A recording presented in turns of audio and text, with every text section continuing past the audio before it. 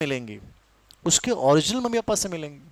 आनुवांशिकता तो वही है ना उसकी, उसके मम्मी पापा की, उसके दादा दादी की, उसके नाना नानी की, वो प्रभावित करेंगे। तो ये तीन विधियां इस बार आया था रेट में, इससे पहले कभी नहीं आया।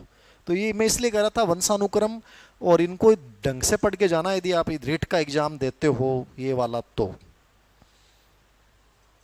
बाकी भी नॉलेज होना चाहिए। फिर लिखो वंशानुक्रम के नियम।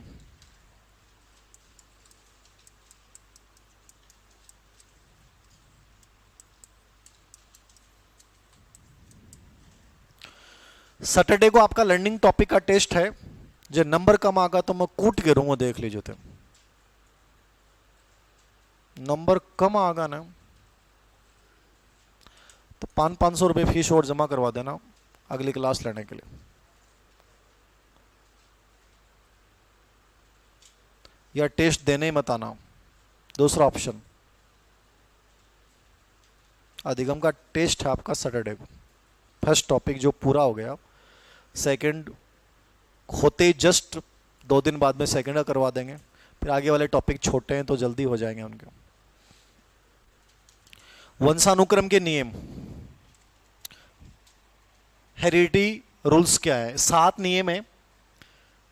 आरपीएससी का एग्जाम देते हो तो ज्यादा प्रश्न आते हैं, वैसे भी नॉलेज रखना है पूरा का पूरा। वंशानुक्रम में 7 नियम होते हैं। पहला नियम है बीजकोष की निरंतरता का नियम।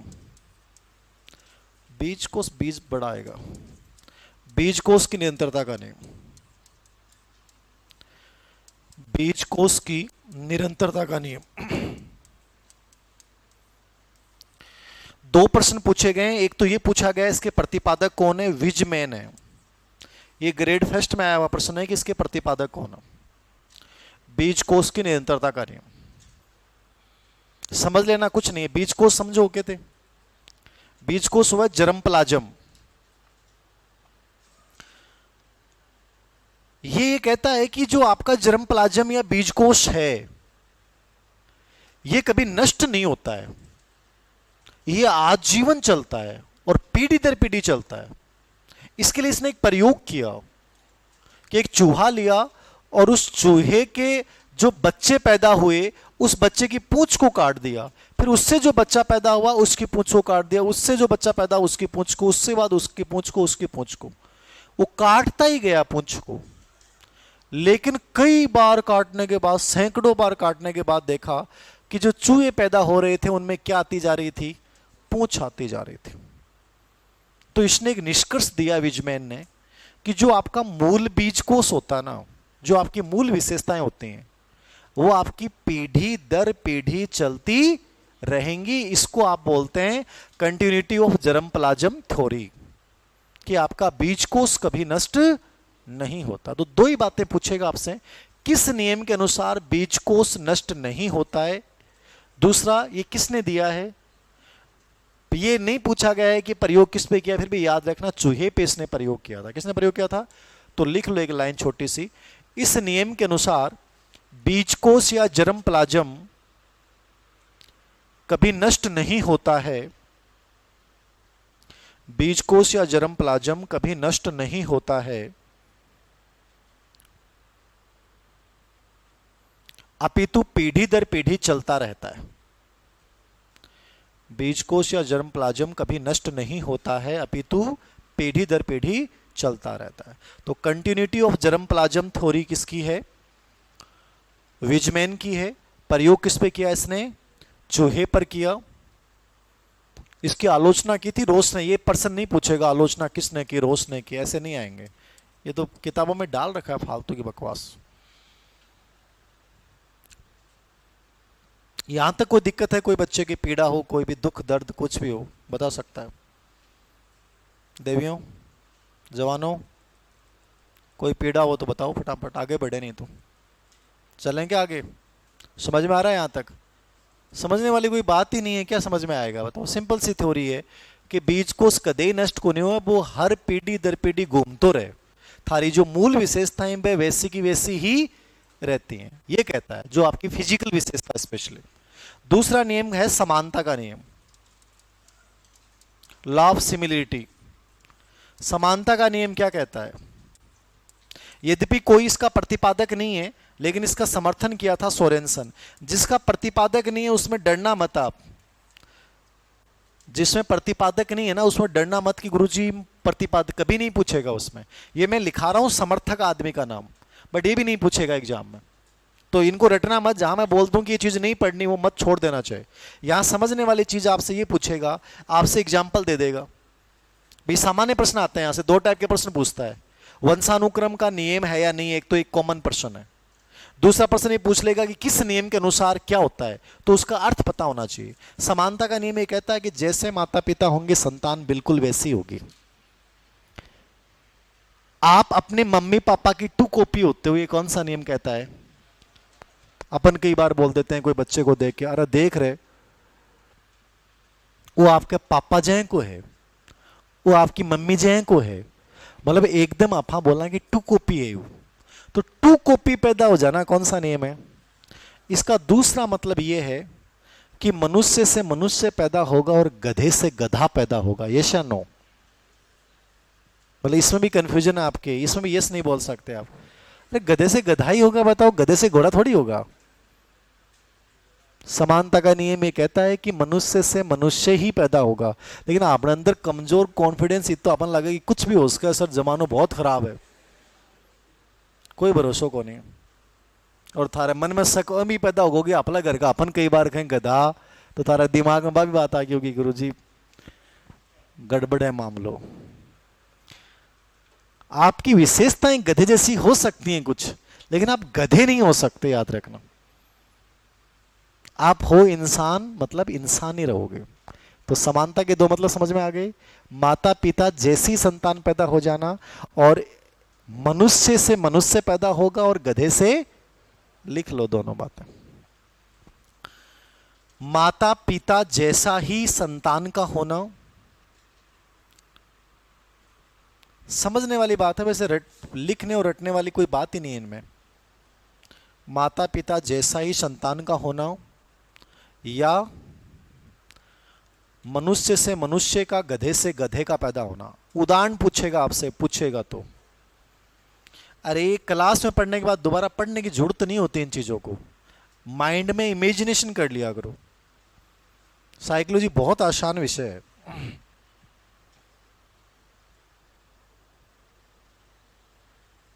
समानता का नियम समझ में आ गया? कोई डाउट है किसी को? तीसरा नियम, विभिन्नता का नियम।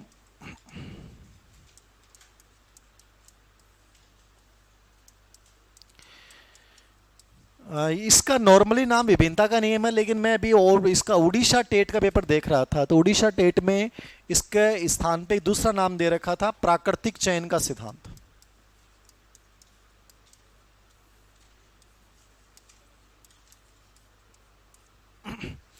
विभिन्नता का नियम किसने दिया है? डार्विन ने दिया है। तो डार्विन नाम सुनते ही दिमाग में आ जाएगा आपके प्राकृतिक चयन। क्या है सर प्राकृतिक चयन, बताओ, बोलिए प्राकृतिक चयन क्या है, किसको बोलते हैं? अरे विभिन्नता को सिंपल सो मतलब बतावा यू। समानता का नियम ये कह रहा है कि मम्मी पापा जैसे होते हैं संतान बिल्कुल वैसी होती है, ये कह रहा है समानता का नियम। विभिन्नता का नियम कहता है कि माता पिता के बिल्कुल जैसी समान संतान पैदा नहीं होगी, कुछ गुण उनके डिफरेंट होंगे। मतलब इसके पीछे लॉजिक देता है डार्विन कि जो माता पिता की बहुत सारी ऐसी विशेषताएं होती हैं जो आपको लगता है कि यार ये प्रासंगिक ही नहीं है, तो धीरे धीरे बच्चा उस गुणों को, उन विशेषताओं को छोड़ देता है। और ये हमने देखा है, हमारे आज पहले वाली पीढ़ी में कुछ चीजें डिफरेंट थी, वो हमारे अंदर नहीं है, क्योंकि हमने छोड़ दिए। हमें लगा कि वो हमें जीवित रहने के लिए जरूरी नहीं है, हमें जीवित रहना है तो कुछ नई चीजें अडॉप्ट करनी पड़ेंगी। ये इंसान की प्रकृति होती है। भाई इंसान सबसे अलग क्यों है, सबसे बड़ा क्यों है? हर प्रजाति विलुप्त हुई, इंसान क्यों नहीं हुआ? हर प्रजाति विलुप्त हो रही है ना आपको, इंसान नहीं हुआ। इंसान तभी विलुप्त होगा जिस दिन पढ़ले कंप्लीट आ जाएगी कुछ ना कुछ। वो कुछ ही मान लो, ग्लोबल वार्मिंग, मुझे लग रहा है ग्लोबल वार्मिंग सबसे बड़ा कारण होगा। जो आप देख रहे हो कि नवंबर के महीने में पंखे चल रहे हैं, नवंबर के महीने में आपकी स्वेटर नहीं है, ये सबसे बड़ा रीजन हो सकता है। बाकी एक साथ समाप्त हो जाएगी पूरी प्रजाति। बाकी धीरे धीरे सब समाप्त हो गई, बहुत सारी प्रजातियां समाप्त हो गई। मनुष्य क्यों नहीं हुआ? तो डार्विन उसका रीजन देता है कि मनुष्य में प्राकृतिक चयन है, वक्त के साथ बदलाव ले आता है आदमी। उसे पता है कि मुझे जिंदा रहने के लिए किन चीजों की जरूरत है, तो उसकी तरफ चल जाएगा वो। अभी मेरे लिए क्या चीजें मेरे लिए इंपॉर्टेंट है, क्या नहीं है, तो उन चीजों पे ध्यान देता है जो उससे बेटर बनाती हैं। और जो बेकार चीजें होंगी उनको क्या कर देगा, वो धीरे धीरे छोड़ता चले जाएगा। इसको उसने क्या नाम दिया है? प्राकृतिक चयन। या एक नाम आपने कई बार सुना है, उत्तर जीवितम योग्यतम। जो योग्य होगा वो जिएगा, बाकी सब खत्म हो जाएंगे। ये हर जगह कंपटीशन में भी यही लागू है। अरे प्रतियोगिता में भी तो यही लागू है, थारी परीक्षा में भी तो ये लागू है। जो योग्य होगा वो जिएगा। आप कहते हो गुरुजी मेरे से आदत नहीं छूट रही, मोबाइल की लत है मेरे अंदर, सर मेरे से ओवर थिंकिंग की लत नहीं छूट रही। मतलब ये सिद्धांत डार्विन ये कहता है कि वो अयोग्य है इसलिए नहीं छूट रही, और उसका पतन तय है, वो मरेगा। लेकिन एक बच्चा है जो इन चीजों से हटकर और किताबों में पूरी जान झोंक रखी है, वो उसको मार के ऊपर चढ़ के नौकरी लेके जाएगा। यही तो डार्विन कह रहा है, समझ रहे हो आप? जो योग्य होगा वो चीजें छोड़ देगा गलत, जो योग्य होगा वो चीजें ले आएगा अपने आप, वक्त के साथ बदलाव ले आएगा तुरंत। जो योग्य नहीं होगा वो कहेगा धीर सिंह सर कैसे करूं, सर नहीं हो रहा, सर मैं भूल नहीं पा रही हूं। क्यों नहीं भूल पा रहे? क्योंकि तुम्हारे लिए जीना इंपॉर्टेंट नहीं है, तुम्हारे लिए जीवन का निहितार्थ ही नहीं है। वरना तुम क्यों नहीं भूल सकते? भूल सकते हो। डार्विन ही कह रहा है योग्य होगा वो भूल जाएगा। क्या क्या नहीं भूल सकता है इंसान? सब कुछ भूल सकता है। सोच के देखो आप इस चीज को अपने अंदर व्यवहारिक प्रैक्टिकल लेवल पे लेके आओ इस चीज को, कि मुझे लगता है कि मुझे चयन होना है, तो जो चयन वाली चीजें हैं वो अपने आप में ट्रेड्स अपने अंदर डेवलप कर लूंगा। और मुझे मैं अयोग्य हूं तो मैं धीर सिंह सर के मोटिवेशनल वीडियो बहुत सुने, उनके गाइडेंस बहुत लिया, मैं उनके पीजीवी प्रोग्राम से जुड़ गया, फिर भी मेरा कुछ नहीं होने वाला। समझ गए? जो योग्य होगा वो ऑटोमेटिकली आगे बढ़ जाएगा, और जो अयोग्य होगा चाहे उसके लिए कितनी चीजें कर दें वो नहीं कर पाएगा, वो करना नहीं चाहता। प्रॉब्लम ये है, ये डार्विन कह रहा है। तो ये कह रहा है कि संतानें भिन्न होंगी आने वाली पीढ़ियों में माता पिता से, क्योंकि वो उन चीजों को छोड़ देंगे जो उन्हें पीछे खींच रही हैं, और वो नए ट्रेड्स डेवलप कर लेंगे। इसलिए वो माता पिता के बिल्कुल समान नहीं हो सकते, वो क्या होंगे? विभिन्न होंगे। तो इसके दो तीन मतलब है, दोनों तीनों प्रश्न आ सकते हैं। उत्तर जीवितम योग्यतम याद रखना, प्राकृतिक चयन वर्ड याद रखना है, उड़ीसा टेट में आया हुआ है, और विभिन्नता का नाम याद रखना किसने दिया है? डार्विन। मतलब समझ गए आप? लिख लो एक छोटी सी लाइन, संतानें माता पिता के से भिन्न होती हैं। थारी भाषा में लिख लिया करो चीजां थे यार, लिखने की जरूरत कौन थे, समझ लिया करो। संतानें माता पिता से भिन्न होती हैं, क्यों? क्यों होती हैं बताओ?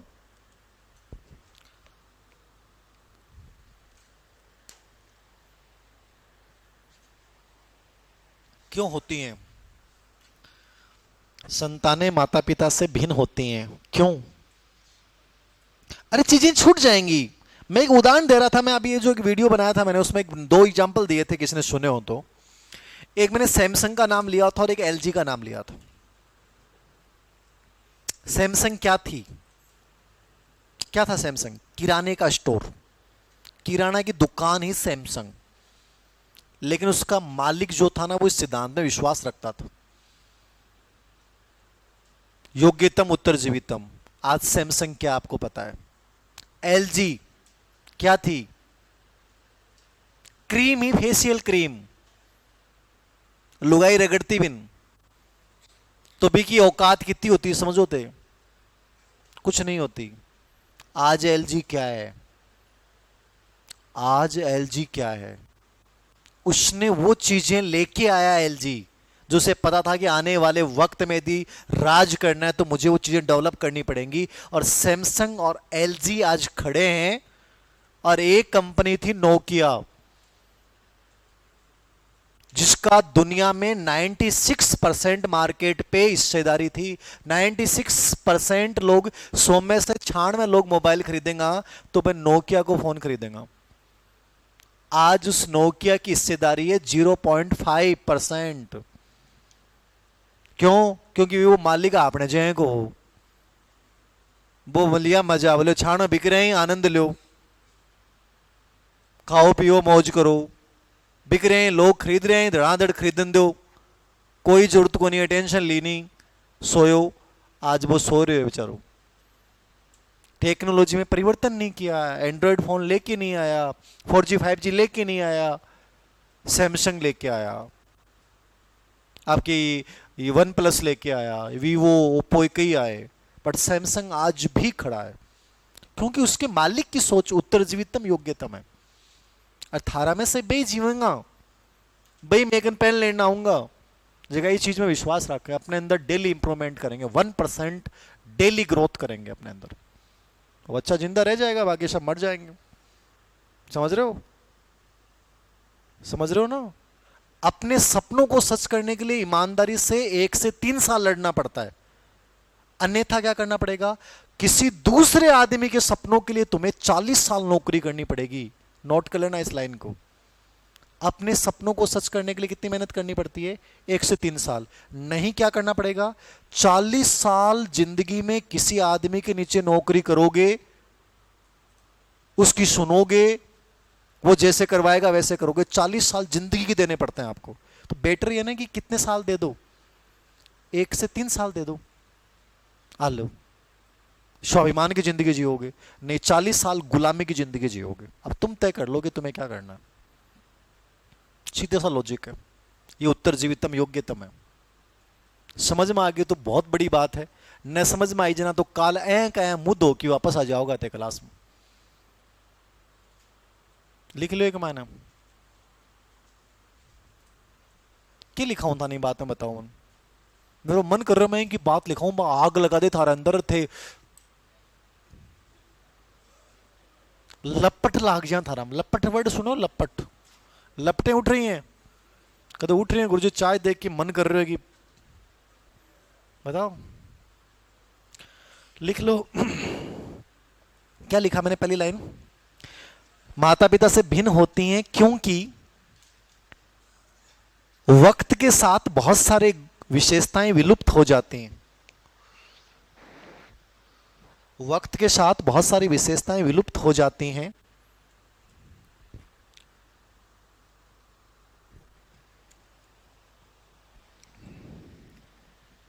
और नई विशेषताएं अर्जित हो जाती हैं।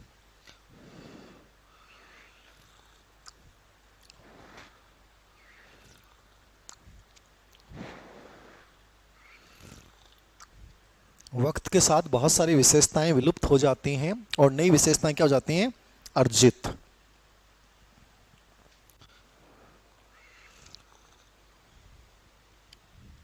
तीन नंबर हो गए, 4 नंबर पे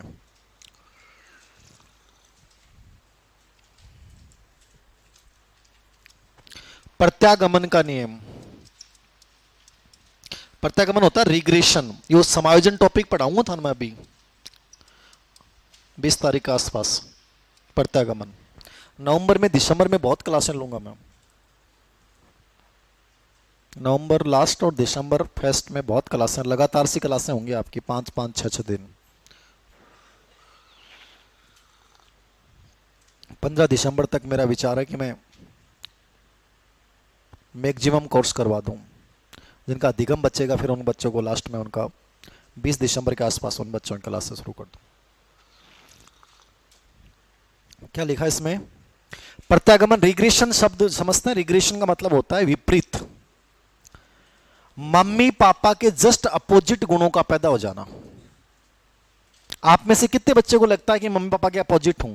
हाथ ऊंचे करना। बहुत बढ़िया। मतलब मम्मी और पापा दोनों में से आपको लगता है कि दोनों से सिमिलर नहीं हूं, या मम्मी की कुछ विशेषताएं पापा की नहीं है, ऐसे कुछ है? ये चीजें होती हैं लेकिन बहुत कम होती हैं। 2000 केस पे एक केस में होता है। मुगल साम्राज्य का संस्थापक था बाबर, नो डाउट बहुत गजब का आदमी था। मैं बड़ाई इसलिए नहीं कर रहा बाबर की, बाबर आप कहोगे सर आप तो हिंदुस्तान के होके बाबर की बड़ाई कर रहे हो। हिंदुस्तान वाले क्यों नहीं? क्यों करूं हिंदुस्तान वालों की? बताओ।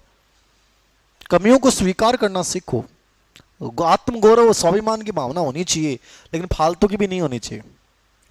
बाबर के पास जिस समय वो राणा सांगा से युद्ध लड़ रहा था, उसके हर सैनिक रो रहा था उसका, और भविष्यवाणी थी कि वो हारेगा।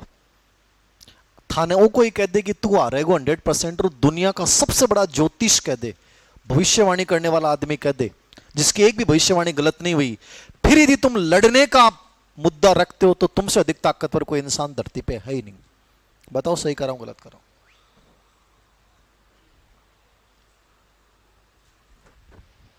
इसलिए मैंने कहा मैं ज्योतिष में विश्वास रखता हूं, लेकिन उससे भी बड़ा विश्वास है तुम्हारी ताकत बहुत बड़ी होती है आदमी की, पुरुषार्थ से बड़ा नहीं। इसलिए भगवत गीता में श्री कृष्ण ने कह दिया ना कि सब कुछ तय है, भाग्यवाद है, लेकिन भाग्य से बड़ा यदि कोई है तो वो क्या है?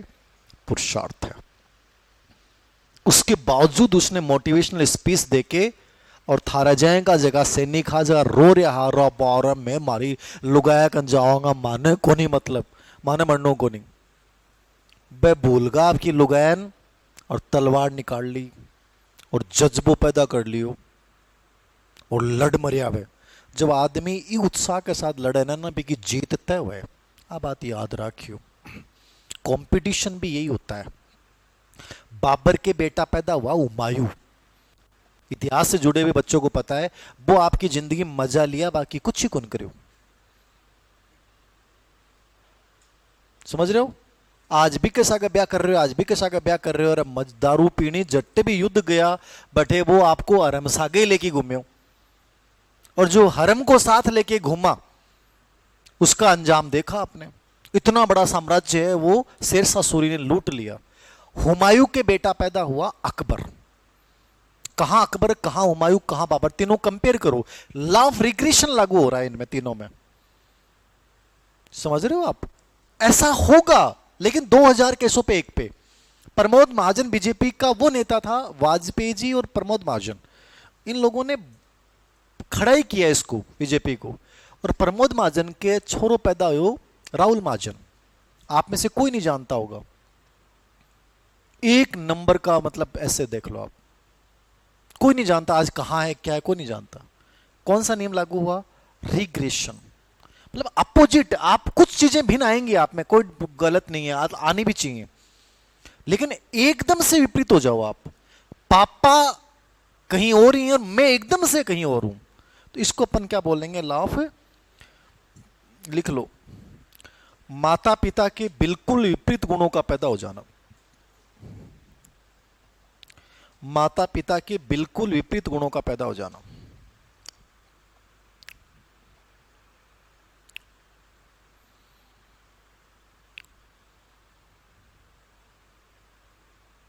इसका समर्थन किया था मेंडल ने, है ना, वैसे प्रतिपादक नहीं है, मेंडल ने समर्थन किया था इसका। कौन से नियम का? प्रत्यागमन। पांचवा नियम लिखना आप, अर्जित गुणों के संक्रमण का नियम।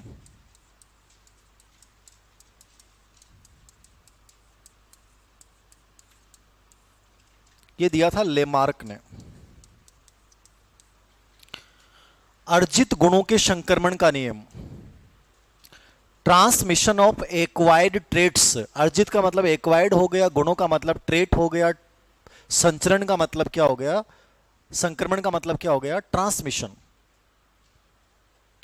ट्रांसमिशन ऑफ एक्वायर्ड ट्रेट्स,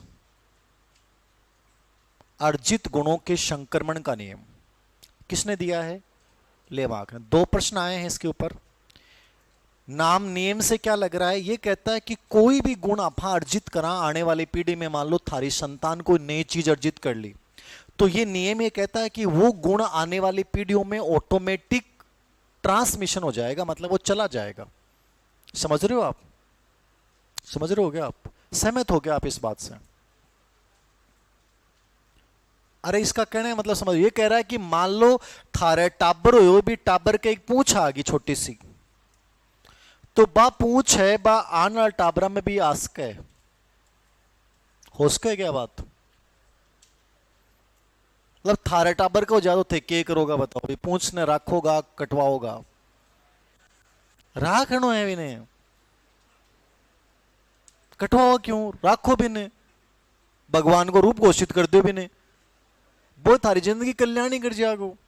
ये देश में आई तो चल रहा है, मंदिर बनवा दो, एक मंदिर में 2 घंटे बैठाना है बेटा अपन ने, बुझा कटवानी शुरू कर दे और बड़े मैं को नौकरी फेल हो जाए थारी, बावड़ो है कि कटवा दा, कटवानी नहीं है। और जा तो राखनी है, बिन बढ़ानी है, मालिश करनी है डेली आराम से, ठीक है ना। आदि करेगा दे। हर चीज के पॉजिटिव नेगेटिव इफेक्ट होते हैं। अब कहेंगे टेंशन हो गया और मुन्ने अपना टॉपर का ना जा भाई, मुझे समस्या हो जाए। मैं कह रहा हूं इसको रूप अलग दे दो बस, जीने के तरीके हैं, आप उसको अलग वे में दे सकते हैं। भगवान का आशीर्वाद हुआ है इस बच्चे के ऊपर, पूछा ये नहीं आजकल मनुष्य कटे पूछा हो, बताओ ये चमत्कारी बच्चा है। थारो तो कल्याण कर जागो, बिको हुए ना, वो अलग चीज है। इसने एक उदाहरण दिया था, आप सबको ने पढ़ा होगा, जिराफ वाला। ये इसने कहा कि ऑस्ट्रेलिया में जो जिराफ होते थे पहले उनकी गर्दन छोटी होती थी, क्योंकि गर्दन छोटी इसलिए होती थी क्योंकि वहां घास के मैदान खूब थे। तो ठीक है, उसका व्यापन हो रहा था, कालांतर में घास के मैदान लुप्त हुए और जिराफ जो है उसको निर्भर किस पे रहना पड़ा, पेड़ पे निर्भर रहना पड़ा। तो कालांतर में उसको गर्दन ऊंची करनी पड़ी और आने वाली पीढ़ियों में उसकी ऑटोमेटिकली गर्दन आप जिराफ की देख रहे हो बहुत ऊंची होती गई। तो इसने इस आधार पे सिद्ध किया कि कोई भी गुण जो आप इस पीढ़ी में अर्जित कर लेते हो, कोई नई विशेषता अर्जित कर लेते हो, वो ऑटोमेटिकली आपकी आने वाली पीढ़ियों में ऑटोमेटिक संचित हो जाएगी। यानी जिराफ की गर्दन ऑटोमेटिक ही लंबी होती गई उनकी संतानों में। ये इसने एक लॉजिक दिया है और इसका समर्थन आईपी पावलोव ने किया है, मैकडूगल ने किया और हैरिसन ने प्रयोग करके बताया है कि ये बात सही है। लेकिन अपन ये नहीं कह सकते कि 100% सही है। इसके नियम का मतलब इतना ही समझना है आपको कि किस नियम के अनुसार माता पिता अपने जीवन काल में जो गुण अर्जित करते हैं वो आने वाली पीढ़ियों में स्थानांतरित हो जाते हैं। ये अर्जित गुणों का संक्रमण नियम किसने बताया है? लेमार्क ने। किस पे प्रयोग किया है? जिराफ पे। हो भी सकता है और नहीं भी, समझ। आप ये नहीं कह सकते 100% होगा, लेकिन ये कह रहा है कि होगा ऐसा। तो लिख लो छोटी सी लाइन, लेमार्क के अनुसार, लेमार्क के अनुसार माता पिता द्वारा अपने जीवन काल में अर्जित गुण, माता पिता द्वारा अपने जीवन काल में अर्जित गुण आने वाली पीढ़ियों में स्थानांतरित हो जाते हैं। माता पिता द्वारा अपने जीवन काल में अर्जित गुण आने वाली पीढ़ियों में क्या हो जाते हैं? स्थानांतरित हो जाते हैं।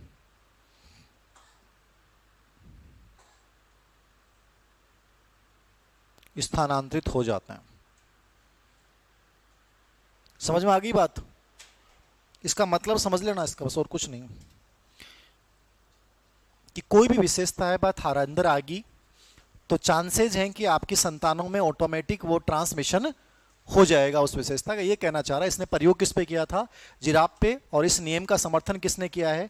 लिखो तो लिख लेना, नॉलेज की बात है, बाकी इतना पूछा नहीं गया एग्जाम में। मैकडूगल ने, पावलोव ने और हैरिसन ने इस नियम का समर्थन किया है कि ऐसा होता है।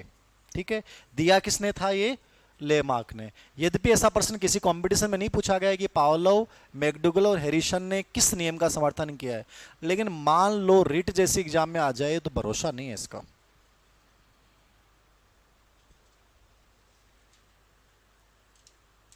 वैसे रिट का जो पेश होता है ना वो एनसीईआरटी होती है। मैं एनसीईआरटी पूरी लिखा रहा हूं आपको क्लासरूम में, एनसीईआरटी की कोई शब्द छोड़ नहीं रहा हूं मैं, ठीक है ना। राजस्थान बोर्ड की जो 11वीं 12वीं है वो लगभग चीजें मैं साथ में लिखा रहा हूं आपको। ये हो गया। और लास्ट में कोई चीज बचेगी तो मैं अलग शॉर्ट नोट्स के रूप में आपको बता दूंगा। छठा नियम है वर्ण संकरता का नियम। सबसे इंपॉर्टेंट यदि कोई नियम है ना वंशानुक्रम का तो ये है वर्ण संकरता, इनहेरिटेंस।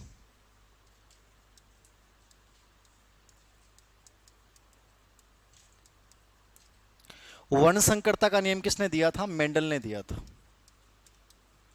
सबसे इंपॉर्टेंट नियम है, बहुत प्रश्न आता है इस पर। वर्ण संकरता, इनहेरिटेंस, लॉ ऑफ इनहेरिटेंस। क्या है वर्ण संकरता? सबने पढ़ा है 10वीं क्लास में, मैंने भी याद है, जबकि मैं 10वीं तक पढ़ाई करी को नहीं, मेरी जिंदगी में किताब उठाई कौन, लेकिन मेरे आज भी याद है कि हमारा साइंस का गुरुजी अब आ गया बड़ी बड़ी डाडी और बै और मेंडल को प्रयोग समझायो मान।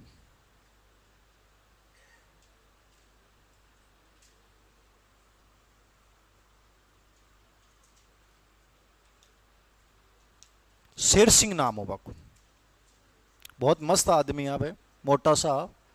और बे झुंझुनू का मायना, लेकिन मैं झुंझुनू साइड का हा को नहीं पा, हा साउथ राजस्थान साइड या गंगानगर मार्केट पता नहीं। अच्छा पढ़ाया था मैं।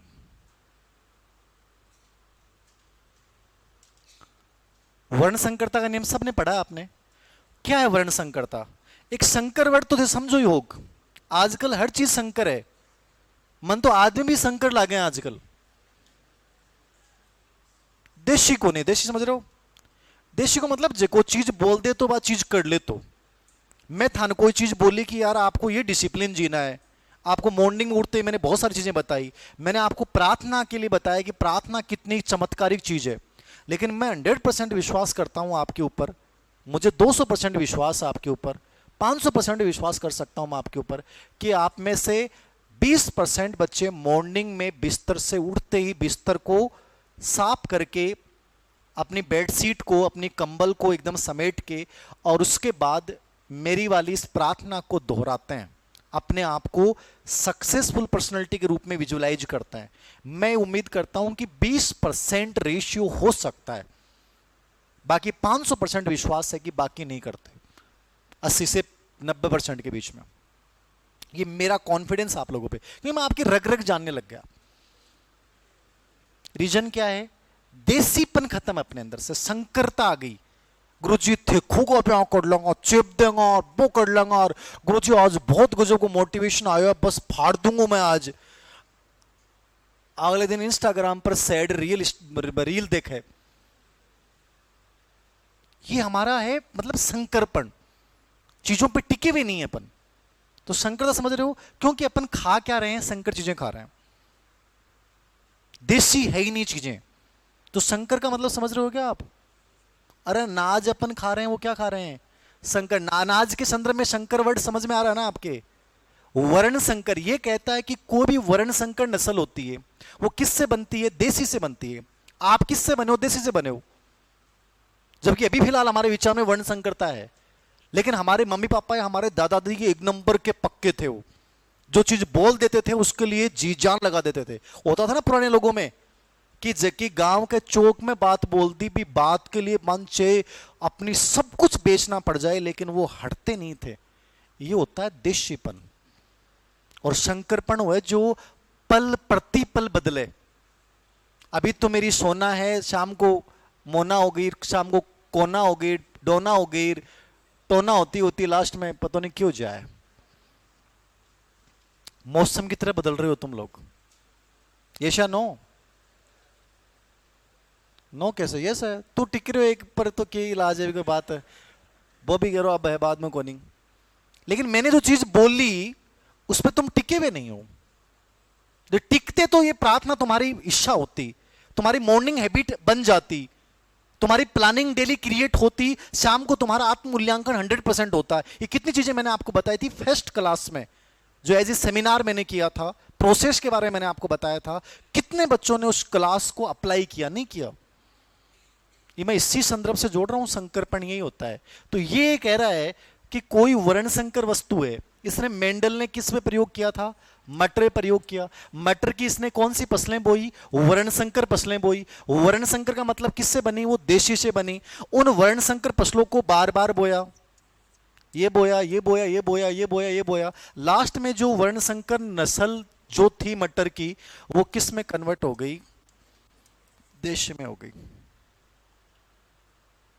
ये कह रहा है हमेशा वर्ण संकर वस्तु अपने आदिम स्वरूप में पहुंच जाती है। समझ रहे हो ना मेरी बात? आप इसको व्यवहारिक एक एग्जांपल दे रहे हो थान में। पूरी दुनिया एक बार संकर बनी। हम गांव में रहने वाले, झोंपड़ियों में रहने वाले लोग, पुराने घरों में रहने वाले, चारपाइयों पे सोने वाले लोग, आप भारत के जो टॉप होटल डेवलप हो रहे हैं, वापस वो झोंपड़ियों वाले डेवलप हो रहे हैं। हम गांवों के रहने वाले लोग, मैं पुष्कर में एक रिजोर्ट में जाके आया, तो वहां झोंपड़ियां बनी हुई हैं और वहां लोग 20-20 हजार एक दिन के देख के आ रहे हैं, और हम एक दिन उन्हीं गांवों से उन झोंपड़ियों से तंग होके कि यार ये बकवास है, अच्छे अच्छे घरों में जाएंगे। अब अपने हॉलीडे मनाने के लिए उन झोंपड़ियों में जाते हैं, वहां वही चारपाइयां हैं, वही गोबर लगा हुआ है, नीचे गोबर का फर्श है, वही देसी खाना है, बाजरे की रोटी, शांगरी, कैर, वो लहसुन की चटनी। जो हमारा जीवन का हिस्सा थी, वापस अपन वहीं पहुंच रहे हैं। देख लो आप, समझ रहे हो? हर चीज बदल रही है। वक्त जैसे जैसे घूमता है ना, आदमी कहां पहुंचता है, उस जगह पे पूरा जीवन आपका देशी होना शुरू हो जाएगा। लोग तरासेंगे, यार एक नाइट मुझे उस खाने को जीना है, उस जीवन को जीना है। वैसे कपड़े, आप कपड़ों का फैशन देख लेना, बदल जाएगा। बीच में टाइट का फैशन आया, अब ढीले ढीले आ रहे हैं, जो पुराने लोग पहना करता है एकदम खुला खुला, वो चीज आप सब अपना रहे हो, जो नई युवा पीढ़ी वो अपना रही है। क्या कर रहा है? हाँ प्लाजो, वो प्लाजो ढिलो ही है तो एकदम। हाँ पजामा कीजिए। धोती कुर्ते की फैशन आ गई। हर दिवाली होली पे लोग धोती कुर्ता, ये कुर्ता पजामा पहनते हैं ना। कुर्ता पजामा तो अपना फैशन था ही, ऑलरेडी पहनते थे। अब वो त्योहारों पे, शादियों में पहनने लग गए ना। अरे वापस जाएंगे वहीं, लास्ट में देख लेना। ये नियम वही कह रहा है, मैं तो एक समझाने का एक तरीका बता रहा हूं आपको, कि ये कह रहा है कि ये मटर वर्ण संकर था, लेकिन अंतिम रूप से पहुंचा कहां पे? अपने देसी स्वरूप में। ये कहता है कोई भी वर्ण संकर वस्तु होती है ना, वो हमेशा अपने मौलिक स्वरूप को ढूंढ लेगी और अंतिम रूप से पहुंचेगी वहीं जहां वो था। मनुष्य भी अंतिम रूप से वहीं उसी जीवन को ढूंढेगा कि मेरे को वो सुकून भरी जिंदगी चाहिए, मेरे पास पैसा बहुत है लेकिन मेरे को वही चारपाई चाहिए, वही लहसुन की वो चटनी चाहिए ऐसे बनाने वाली, वही मेरे को राबड़ी चाहिए जो कूट कूट के लोग बनाते थे, मेरे को वो आटे वाला, वो जो घूम घूम के चक्की वाला, वो आटे की रोटी खानी है, मेरे को उसी चूल्हे की वो रोटी खानी है। वहीं पहुंचोगे तुम अंतिम रूप से, क्योंकि इंसान का स्वभाव है, प्राणी का स्वभाव है, जीव जंतु का स्वभाव है, वो अपने मौलिक स्वरूप की ओर लौटता है। इसको इसने वर्ण संकरता नाम दिया है। आपने जो गाय देखो ना, थे गाय आजकल नस्ल आ रही, काली, पीली, लाल, नीली। इसने इसका ये भी एग्जाम्पल ले सकते हो आप कि यदि इनका प्राकृतिक प्रजनन करवाया जाए तो इनकी 3-4 पीढ़ियों के बाद में जो इनकी संतानें पैदा होंगी ना, वो गायें पैदा होंगी जो अपने टाइम होती थी। आपने तो नहीं देखा, मैंने वो टाइम देखा, हमारे गाय थी वाइट एकदम, और वही 4 किलो 5 किलो दूध होता था उसके। वो गायें हैं क्या अब आजकल? नहीं है ना, बहुत कम है। शायद इधर जालोर साइड में इधर आप लोगों के होंगी, बाकी तो सब जगह खत्म हो गई, सब वर्ण संकर नस्लें हैं। तो ये कहता है उनका प्राकृतिक प्रजनन करवाओ वर्ण संकर वालियों का, एक काली पीली लाल वालियों का। तो अंतिम जो आपकी 4-5 पीढ़ी बाद में जो गायें प्राप्त होंगी वो कैसी हो जाएंगी? वो देशी नस्ल की गायें प्राप्त होंगी। ये वर्ण संकरता का नियम है। समझ में आया क्या? क्लियर है? कोई डाउट है किसी को? कोई भी वर्ण संकर वस्तु होती है वो हमेशा अपने आदिम स्वरूप यानी मौलिक स्वरूप की ओर लौट जाती है। इसको अपन कौन सा नियम बोलते हैं? और ये आपको मैंने जो व्यवहारिक एग्जांपल दिया ये याद रखना, अपन वापस वहीं पहुंचेंगे। शादियां वापस पुराने वाले तरीके की होने लग गई हैं, खाना अपन वही बैठ के खाने लग गए हैं। हमारे घर में वो लगा हुआ है, वो बना लिया शौक शौक में, वो क्या डाइनिंग टेबल। अब मैं बार बार मेरा मन करता मैं उसको हटा के बाहर फेंक दूं और वापस वो चौकियां लाके और वैसे खाना खाएं। वो वापस टाइम आएगा, फिर कह रहा हूं मैं आपको, वही लोग बैठ के खाएंगे। वही मेरा मन करता है। मैं एक बार उसमें उदयपुर वाले, मैंने बताया था आपको, एक वो होटल है, मैंने पता नहीं कौन सा है, ढाबालोजी, नाथ द्वारा उदयपुर। तो वहां मैंने वो थालियां देखी, वो थालियां, वो कटोरे तो अपने बचपन में थे ही, अपन शर्म आया करती। अपन वही लाएंगे घरों में, देखना आप, वही बड़ी वाली थालियां, बई लोटार, बई सब चीज था जीवन में, बई लौट के आऊंगी और उसके 10 गुना पैसे देंगे आप लोग। वो जो झोंपड़ियां बनवानी पड़ रही है ना लोगों को, उनकी कीमत बहुत ज्यादा, एक मकान से ज्यादा कीमत पड़ रही है। उनके जो गेट हैं पुराने वाले, वो सब चीजें वही हो रही हैं और वो टूरिस्ट प्लेस बन रही हैं। मनुष्य का स्वभाव है, वास्तव में कहां पहुंचेगा अंतिम रूप से? जहां से वो आया था वहीं पहुंचेगा। ये वर्ण संकरता का नियम है, लिख लो। कोई भी वर्ण संकर वस्तु हमेशा अपने मौलिक स्वरूप की ओर लौट जाती है। कोई भी वर्ण संकर वस्तु हमेशा अपने मौलिक स्वरूप की ओर लौट जाती है। कोई भी वर्ण संकर वस्तु हमेशा अपने मौलिक स्वरूप की ओर लौट जाती है। यह लाइन याद रखिए होते। वर्ण संकर वस्तु अपने मौलिक स्वरूप की ओर लौट जाती है। किस पे प्रयोग किया था इसने? मटर पे प्रयोग किया था। मटर पे प्रयोग किया। इसमें 2 लाइनें और लिखा रहा हूं मैं आपको। मेन बात तो यही है, इसका 2 पार्ट हुए नियम का। एक हुआ पृथक्करण का सिद्धांत, सेग्रेशन, पृथक्करण का सिद्धांत, और एक इसका नाम होता है स्वतंत्र छंटाई। यद्यपि इन पे प्रश्न नहीं आया है, बट आप याद रखना, नॉलेज रीट वाले बच्चे जरूर याद रखना। वर्ण संकरता के नियम के 2 उप नियम बताए इसने मेंडल ने। कौन कौन से? पृथक्करण यानी सेग्रेशन थ्योरी और स्वतंत्र छंटाई। तो इसके मतलब क्या होते हैं दोनों लिख लेना आप, हल्का सा, कुछ नहीं इंपॉर्टेंट, ज्यादा नहीं है, बट फिर भी लिख लेना। इस नियम के 2 भाग होते हैं, पृथक्करण का सिद्धांत और स्वतंत्र छंटाई का सिद्धांत। पृथक्करण और स्वतंत्र छंटाई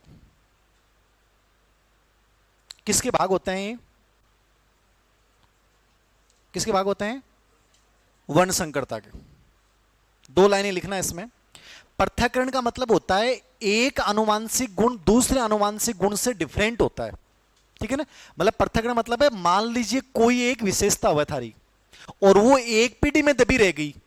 मान लो आप कहोगे सर मेरे दादाजी में ये विशेषता थी और वो आप लोग आपके पापा में नहीं आई, तो ये नियम ये कहता है कि वो दादाजी वाली विशेषता हो सकता है कि उसके पोतों में आ जाएगी। इसको बोलेंगे अपन पृथक्करण। और स्वतंत्र छंटाई का मतलब होता है एक आनुवांशिक गुण दूसरे आनुवांशिक गुण से क्या होता है? डिफरेंट होता है, अलग होता है। तो एक लाइन लिख लो के नीचे, जो आनुवांशिक गुण एक पीढ़ी में दब जाता है, पृथक्करण के नीचे लिख लो, जो आनुवांशिक गुण एक पीढ़ी में दब जाता है, जो आनुवांशिक गुण एक पीढ़ी में दब जाता है वह अगली पीढ़ी में अभिव्यक्त हो जाता है। जो आनुवांशिक गुण एक पीढ़ी में दब जाता है वह अगली पीढ़ी में क्या हो जाता है? अभिव्यक्त। अभिव्यक्त समझ गए ना? वो आ जाएगा, मतलब आपके पोतों में पड़पोतों में दिख जाएगा, वो खत्म नहीं होगा, लेकिन वो, इसको बोलते हैं पृथक्करण का सिद्धांत, लॉ ऑफ सेग्रेशन। जो आनुवांशिक गुण एक पीढ़ी में दब जाता है वो अगली पीढ़ी में व्यक्त हो जाता है। और स्वतंत्र छंटाई में एक छोटी सी लाइन लिख लो, एक आनुवांशिक गुण दूसरे आनुवांशिक गुण से अलग होता है। एक आनुवांशिक गुण दूसरे आनुवांशिक गुण से क्या होता है? अलग होता है। एक आनुवांशिक गुण दूसरे आनुवांशिक गुण से क्या होता है? अलग होता है। लिख लिया सभी ने? अंतिम नियम है, वो समझ के क्लास खत्म करेंगे अपन। छोटा सा नियम है, अंतिम नियम है 7 नंबर का, बायोमेट्री का सिद्धांत। बायोमेट्री ये दिया था गाल्टन ने। किसने दिया था ये? गाल्टन। अंतिम नियम है 7वां नियम, बायोमेट्री। किसने दिया है ये? गाल्टन। क्या होता है बायोमेट्री? बायोमेट्री का इतना सा मतलब है कि वंशानुक्रम पे जो प्रभाव होता है ना, वो पूर्वजों का प्रभाव पड़ता है, वो घटते हुए रूप में पड़ता है। मतलब आपके ऊपर सबसे अधिक प्रभाव पड़ेगा वो आपके मम्मी पापा का होगा। 50% तुम जो हो ना वो मम्मी पापा की हो, फिर जो 25% हो दादा दादी का प्रभाव पड़ेगा, फिर 12.5 पड़ेगा नानी का। मतलब ऐसे घटते रूप में पड़ेगा प्रभाव। तो तुम्हारे ऊपर तुम्हारे परदादा का भी पड़ेगा, लेकिन वो कुछ % पड़ेगा। सबसे अधिक परसेंटेज किसका होता है? मम्मी पापा का। तो इसकी एक लाइन लिख लो, हमारे ऊपर पूर्वजों का प्रभाव, हमारे ऊपर पूर्वजों का प्रभाव घटते हुए रूप में पड़ता है। जैसे माता पिता का 50%, पूर्वजों का प्रभाव घटते हुए रूप में पड़ता है 50%, दादा दादी का 25%, नानी का 12.5, ऐसे पड़ेगा। हमारे ऊपर पूर्वजों का प्रभाव घटते हुए रूप में पड़ता है, जैसे माता पिता का 50%, दादा दादी का 25%। ऐसे एक माइंड में एक पिक्चर बना लो बस आप। ये आया हुआ प्रश्न है वैसे। पूर्वजों का प्रभाव घटते हुए रूप में पड़ता है, जैसे माता पिता का 50%, दादा दादी का 25%, फिर नानी का 12.5, फिर ऐसे मतलब पड़ेगा तो कई पीढ़ियों का प्रभाव, लेकिन उसका परसेंटेज क्या हो जाएगा? घट जाएगा। इसको अपन क्या बोलते हैं? बायोमेट्री का सिद्धांत। कल मिलते हैं अपन